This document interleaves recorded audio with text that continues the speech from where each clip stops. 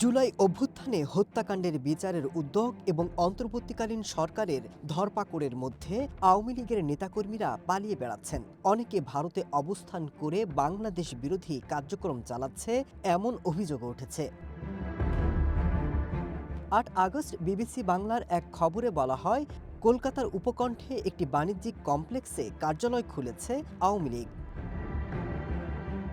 এরপরেই ভারতে আওয়ামী লীগের রাজনৈতিক অফিস বন্ধ করার আহ্বান জানিয়ে দেশটির সরকারের উদ্দেশ্যে বিবৃতি দিয়েছে বাংলাদেশের পররাষ্ট্র মন্ত্রণালয়, যেখানে উল্লেখ করা হয়েছে আওয়ামী লীগের নেতারা ভারত থেকে বাংলাদেশ বিরোধী কার্যক্রম চালাচ্ছেন।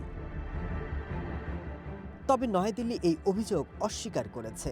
ভারতের পররাষ্ট্র মন্ত্রণালয়ের মুখপাত্র রণধীর জয়সওয়াল এক্স অ্যাকাউন্টে পোস্ট করে বলেছেন, ভারত তাদের নিজ ভূখণ্ডে অন্য যে কোনো দেশের বিরুদ্ধে রাজনৈতিক কার্যকলাপ হতে দেয় না। জয়সওয়ালের দাবি, বাংলাদেশের অন্তর্বর্তী সরকারের বিবৃতি ভুলভাবে তুলে ধরা হয়েছে।